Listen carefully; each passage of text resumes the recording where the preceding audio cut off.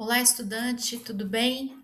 Dando continuidade ao nosso conteúdo de bioquímica, da disciplina de bioquímica do IFB Campus Planaltina, vamos falar sobre os lipídios, estrutura, função e importância para as membranas biológicas. Bom, como a gente já tem estudado em outros conteúdos, a gente sabe que os lipídios eles são moléculas diferentes das demais biomoléculas que a gente conhece, porque os lipídios eles são moléculas anfifílicas ou hidrofóbicas, como a gente já discutiu. Essas moléculas não se misturam com a água, então elas são apolares, tá? E quais são os exemplos de lipídios que vocês conhecem, né? Podem ser esteróis, né? Hormônios, ácidos graxos, mono, di e triglicerídeos. Eles têm papel como reserva energética, eles são constituintes principais das nossas membranas biológicas, das bicamadas lipídicas, através dos fosfolipídios, né? Eles são importantes na sinalização celular entre distribuindo moléculas, né, seja na superfície ou transitando entre duas células, tá? Na comunicação celular.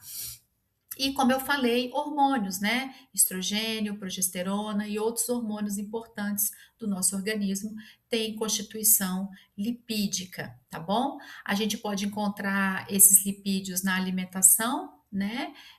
Através dos óleos e das gorduras, e aí nós vamos diferir um pouquinho na qualidade dessa gordura, né? Porque vocês vejam aqui no desenho da apresentação, a gente tem muitos alimentos aqui ultraprocessados, que também são ricos em gorduras. Então, a gente já vai ver a diferença entre elas. Bom, então aqui nós temos os esquemas, né, as estruturas moleculares, por exemplo, do colesterol, que é uma gordura muito importante, né, para a estrutura das nossas membranas biológicas, porém o seu excesso pode ser prejudicial, porque pode obstruir veias e capilares, né, e artérias. Ácido graxo saturado, que é uma cadeia, são longas cadeias carbônicas, né? Hidrocarboneto, carbono, hidrogênio, e na extremidade eu tenho um grupo aqui que é o ácido carboxílico, tá? Um triglicerídeo, que são três ácidos graxos esterificados a uma molécula de glicerol. Então, isso aqui, gente, é uma estrutura do glicerol, né, de três carbonos, e ele tem OH, né? Essa hidroxila perde o hidrogênio e o ácido graxo aqui também perde essa hidroxila e se liga, formando uma ligação éster. Vejam, C dupla O, O. Então, são três ligações éster, esterificando três ácidos graxos. E ainda nós temos os fosfolipídios, que são ácidos graxos esterificados no glicerol, mas nós temos ainda aqui um grupo fosfato. Então, os fosfolipídios de membrana, eles têm essa estrutura molecular aqui. Nós temos ainda as vitaminas, né? As vitaminas lipossolúveis, A, D, E e K, né? Que são muito importantes para o desenvolvimento e manutenção das reações dentro do nosso corpo. Bom, as membranas, elas são constituídas de lipídios, e esses lipídios, eles são contidos, são representados, são constituídos por ácidos graxos. Então, vejam, gente, a constituição do ácido graxo e a formação dele. Quando esse ácido graxo, ele tem essa longa cadeia carbônica ligada por ligações simples, a gente diz que é um ácido graxo saturado, tá? Por outro lado, eventualmente, esses ácidos eles podem ter aqui entre um carbono e outro uma dupla ligação, uma insaturação. Então a gente chama esse ácido graxo aqui que forma essa dobra, essa perninha aqui, como um ácido graxo insaturado. E aí vocês percebam, se a gente fosse organizar um ácido graxo do lado do outro saturado, ele não consegue formar por muito tempo essa formação linear, tá? Da mesma forma que se eu unir vários ácidos graxos insaturados, eu também não consigo formar uma estrutura coesa e compacta. Então, como que a bicamada lipídica se sustenta, tá? Como que os fosfolipídios se organizam? Bem, os fosfolipídios, eles precisam ter na sua formação um glicerol, né, esterificado a 2 ácidos graxos, sendo um ácido graxo linear saturado e o outro ácido graxo é insaturado, possui uma ligação, uma dupla ligação, uma insaturação entre dois carbonos, tá? Então, essa estrutura sendo uma perninha reta e uma perninha com essa dobra, permite o que, gente? O que a gente chama de fluidez. Porque se fosse uma estrutura retilínea, né? Se fosse só ácidos graxos saturados, enfileirados, você teria uma estrutura muito difícil de dobrar. E se dobrasse, poderia quebrar. Então você teria uma membrana frágil, tá certo? E o fosfolipídio, ele pode variar de acordo com o tipo de ligante que vai estar nesse X aqui, desse fosfato, tá? Então você tem fosfatidilcerina, fosfatidilcolina, os vários tipos de fosfolipídios que a gente tem no organismo.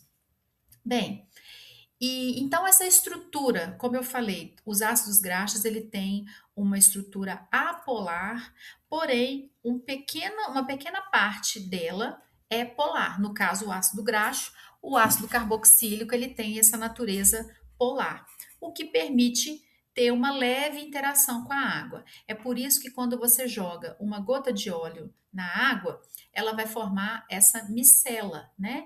Essa micela, por quê? A parte hidrofóbica volta para dentro da micela e a parte hidrofílica, que é a que interage com a água, ela vai estar virada para o lado externo em contato com a água.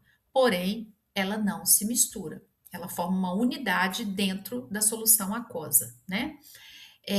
Então, os ácidos graxos, tendo uma cadeia linear e uma cadeia ramificada, ele permite essa formação de uma membrana, de uma bicamada, de uma lâmina, tá certo? E essa lâmina pode assumir diversas formas, não necessariamente somente a circular, ela pode formar outras estruturas também, tanto que nós temos células de variados formatos no nosso corpo, ok? E essas membranas biológicas, elas são diferentes, tá? Entre as espécies. Então, às vezes, uma levedura, a célula de uma levedura é diferente da composição lipídica de uma célula vegetal, de uma célula animal, ou de uma célula de fungo ou de bactéria. Isso vai definir muito o tipo de vida dessa célula, o ambiente que ela vive, os nutrientes que ela precisa, os nutrientes disponíveis, o que ela é capaz de sintetizar, tá? Então, no final das contas, tem uma diferença sim na composição de colesterol, de ergosterol, por exemplo. O colesterol só está presente em células animais, né? E o colesterol não está presente em células vegetais. Então, é isso, a natureza dessas gorduras vão variando de acordo com o organismo. Então, quando você fala, você vê um óleo lá, 0% colesterol, é meio que uma propaganda enganosa. Por quê? Se você entende da bioquímica, você sabe que células vegetais não são constituídas por colesterol. O colesterol só está presente em células animais. Então, é uma propaganda, é verdade, né? Não possui colesterol mesmo, porém, pode te induzir ao erro, né? De achar que ele é mais saudável por não ter colesterol. Você vai ter um outro óleo vegetal que vai ter colesterol. Isso nunca vai acontecer porque colesterol só está presente em células animais, tudo bem? Bem, então agora a gente vem voltando a falar sobre o modelo do mosaico fluido. O que é esse modelo? Ele explica como que os fosfolipídios se organizam nessa bicamada lipídica. Então você tem uma camada de fosfolipídio virada para o meio externo e uma outra camada voltada para o meio interno. E essa bicamada, no interior dela, você tem as cadeias dos ácidos graxos, né, que estão esterificados ali no glicerol. E essa é essa estrutura que permite uma movimentação e até mesmo interação, a transposição de outras estruturas. Percebam aqui nesse desenho que a gente tem esse esquema, que nós temos uma proteína que ela passa completamente aqui na estrutura dessa membrana. Então, ela tem um lado externo e um lado voltado para o meio interno. E como que essa proteína conseguiu fazer isso, gente? É porque essa proteína, ela tem características nessa região desse tubo que são hidrofóbicas, que permite interação com a parte hidrofóbica da bicamada lipídica. Da mesma forma que a parte voltada para o lado exterior ou para o citoplasma da célula são estruturas que têm predominância de um caráter hidrofílico, né? Que vai interagir com a água e permitir as trocas e as reações químicas ocorrendo. Você tem ainda proteínas que vão estar somente ancoradas, ou seja, vai ter um ponto de ligação aqui nos lipídios, tá? E lembrando também, gente, que esses lipídios eles não são unidos por ligações covalentes, eles são unidos por interações hidrofóbicas, na sua maioria, tá? Então, ela pode ser facilmente, dependendo da força, dependendo da temperatura, você consegue dissolver essa camada, tá certo?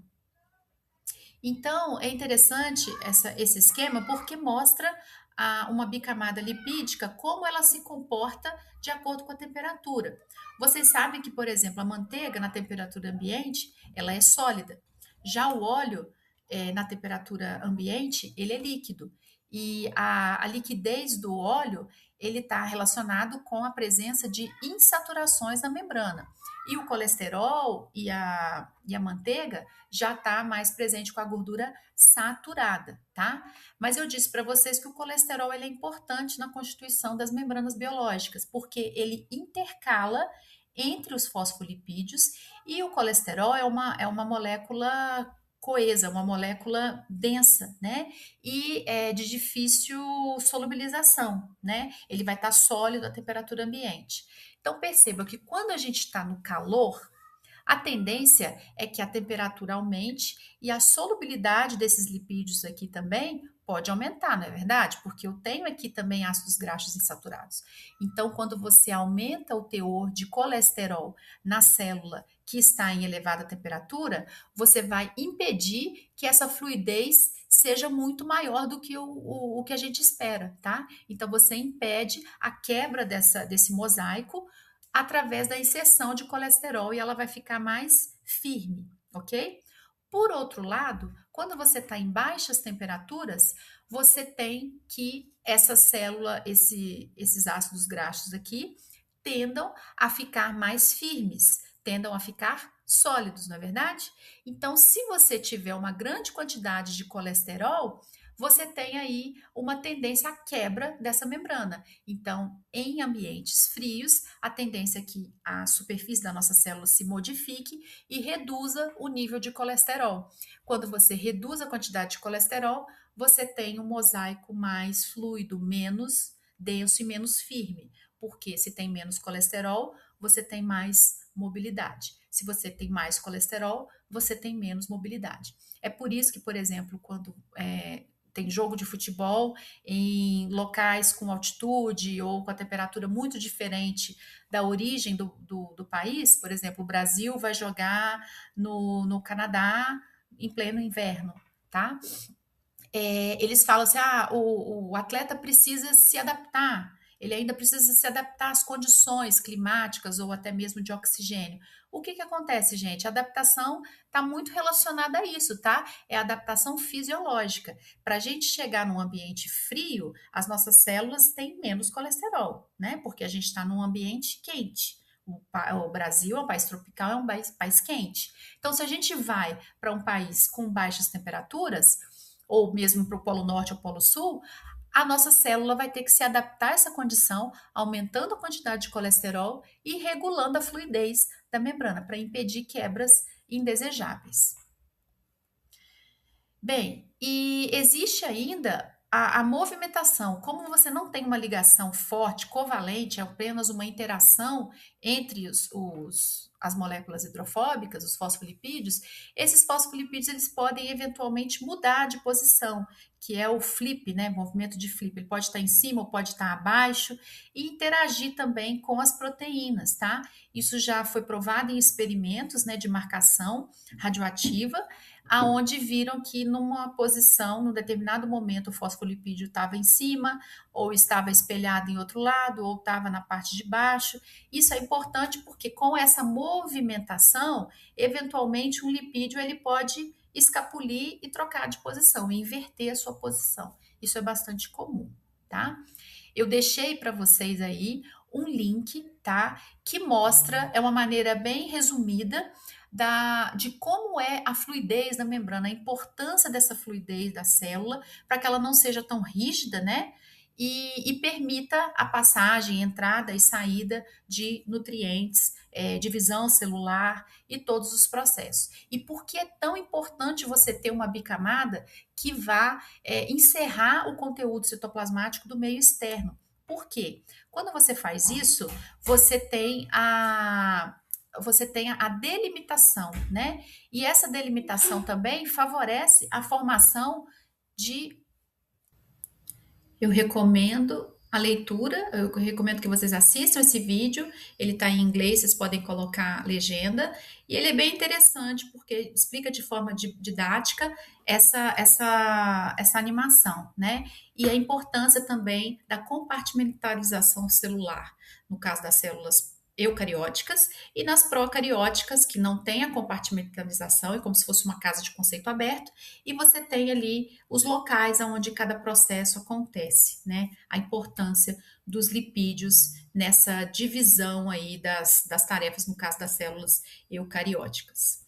Bem, transporte de membrana, de solutos através da membrana. Então, a gente sabe que a porta de entrada dos nutrientes é através da nossa membrana plasmática. A gente sabe que ela é impermeável, né? Porém, ela tem estruturas que permitem a passagem de íons, ela é impermeável a íons. Então, a única maneira desses íons e outros nutrientes passarem é através desses portais, né, desses canais, que são constituídos, em sua grande maioria, por proteínas, tá? E formam canais dentro hidrofílicos, né? E aí você pode ter um transporte, uma difusão simples, você pode ter um transporte ativo, um transporte combinado, né? Um transporte passivo, um transporte ativo, combinação, por exemplo, a bomba de sódio e potássio, você tem a concentração de sódio e potássio balanceando, enquanto um entra, o outro sai. Um usa a energia do outro para haver o transporte. Ou até mesmo ionóforo, é uma vesícula que engloba esse íon e atravessa a membrana. Essa vesícula ela é hidrofóbica e consegue atravessar a parede. E ainda as proteínas, elas podem atravessar a membrana, serem transmembrana, mas muitas delas também têm a capacidade de ancorar um determinado ponto, né? Então elas vão se associar, formar uma ligação covalente com algum fragmento do fosfolipídio, tá? E uma parte dela vai estar inserida na membrana e o restante dessa proteína vai estar disperso no citoplasma ou no meio externo, que é onde vai acontecer as reações, ela vai mediar a ocorrência de processos e reações bioquímicas. E as proteínas integrais de membrana, como eu falei, para elas serem integrais, elas precisam, na sua superfície, se associar com esses fosfolipídios que estão aqui na membrana, tá? Ou seja, ela tem que ter um caráter hidrofóbico para ela poder penetrar e formar uma interação estável com os fosfolipídios de membrana. E a parte que está voltada para o meio externo ou intracelular é hidrofílico, para interagir com o meio aquoso que está por fora. E a parte interna é como se fosse um cano de PVC, tá, gente? É uma parte interna, é a passagem do líquido, né? A passagem de água, a passagem de íons, que são hidrofílicos, mas o canal em si, a camada que protege esse canal, ela tem que ser hidrofóbica para interagir com a membrana. Se vocês tiverem alguma dúvida, eu estou aqui à disposição. Eu espero que eu tenha ajudado vocês no aprimoramento do conhecimento e até a nossa próxima aula.